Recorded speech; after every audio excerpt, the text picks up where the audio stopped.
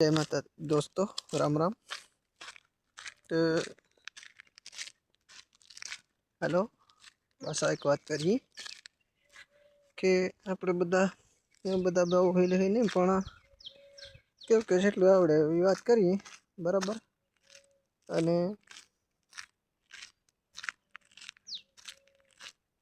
એ અમુક કહેતા હે કંઈ ન હલો ભારી થઈ ગયો વિડીયો બનાવીને એમ બધું કહેતા હે, પણ આપણે કોઈ વાંધો નહીં, આપણને આવડે એવું કરીએ આપણે, બરાબર. તે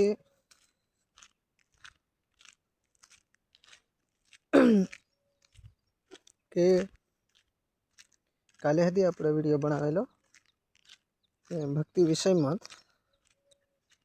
તો જે લોકો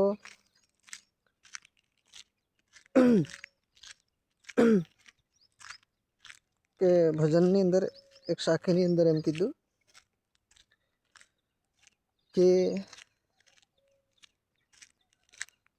ઓળખો ને તમે અંદરવાળાને, કીધું નરોત્તમ રાખવાના ભજનમાં,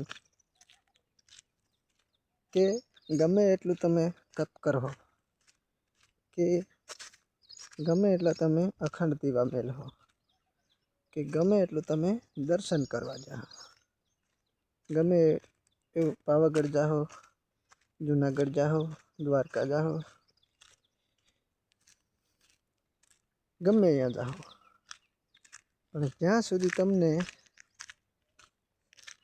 આ વસ્તુ શું છે એ ઓળખાય નહીં ને, ત્યાં સુધી આ બધો તમારો ખર્ચો ફેલ. એમ કહેશે ભાઈ, હું નથી કહેતો કે સદગુરુ જે મોટા મોટા રહ્યા ને સંસ્થાઓ ચાલે, કેમ કે સ્વામિનારાયણ સંસ્થા, પછી નિરાંત સમાજ સેવા, પછી ઉગમ ખોજ, પછી આપણે વૈષ્ણવ, જૈન, પછી સખ્ત, સેવ, આ બધા પંથ આવી ગયા ને. એ પંથમાં ના લોકો જે ભક્તિ કરી રહ્યા છે એ બધા જ કહે છે કે અંદરવાળાને ઓળખો તમે પહેલાં, પછી તમે જે કરો એ સફળ થાય એમ, બાકી નહીં.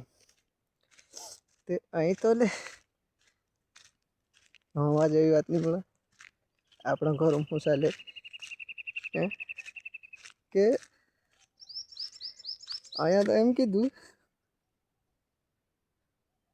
કેવું આપણા કરી રહ્યા એમ દાંત આવે કે કઈને ઘેર હમણાં ને બે ભાઈની વાત ન કરે, કે પહેલાં એ બે ભાઈ બધાઈ રહ્યા એક કાનને બોલતા એમ. પછી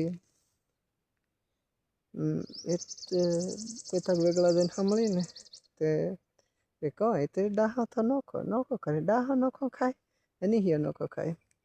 આ બધું ઘણું સંભળાવે. પેલો ફલાણો મારો કાકો એની સાથે આમ બધાઈ રહ્યા, નહીં બોલતા.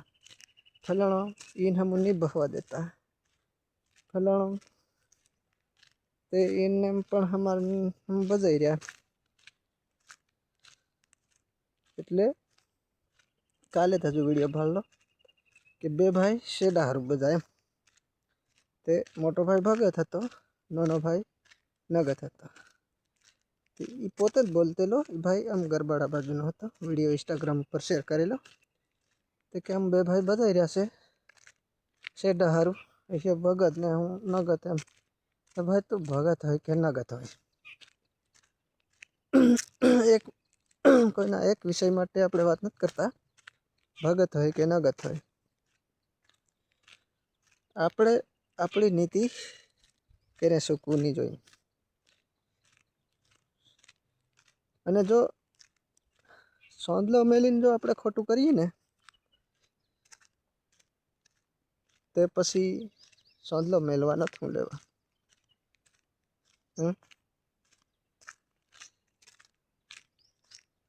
તે પછી પાવાગઢ હું લેવા જવાનું, જુનાગઢ હું કાંઈ લેવા જવાનું. કે ખાલી કોઈને દેખાડવા સારું કરી રહ્યા કે હમ આવા એમ. ભક્તિ તો કોઈ દેખાડો જ નથી એમ કીધું, ઉપદેશની અંદર એમ કીધું અને કૃષ્ણ ભગવાને ગીતાની અંદર પણ એમ કીધું કે ભક્તિમાં દેખાડો નહીં ચાલે.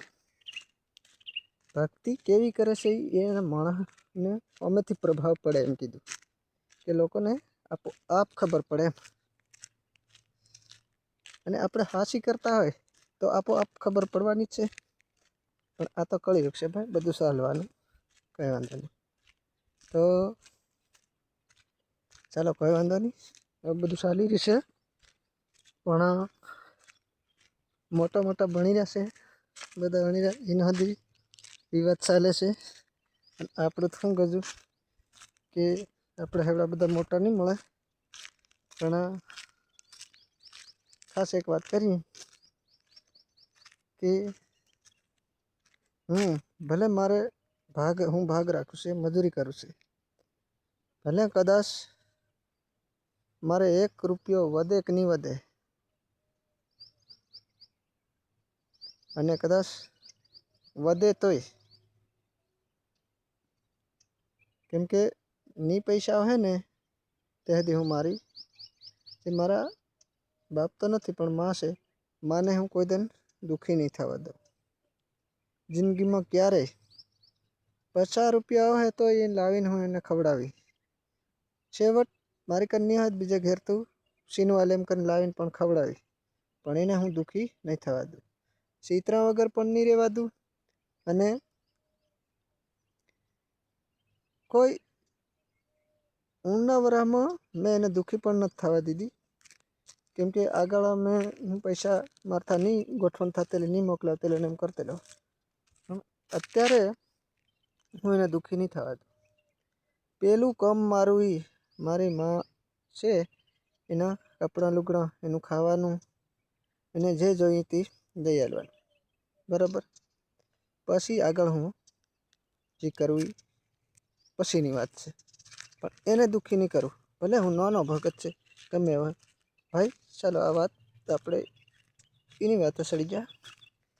એટલે ભાઈ જોજો,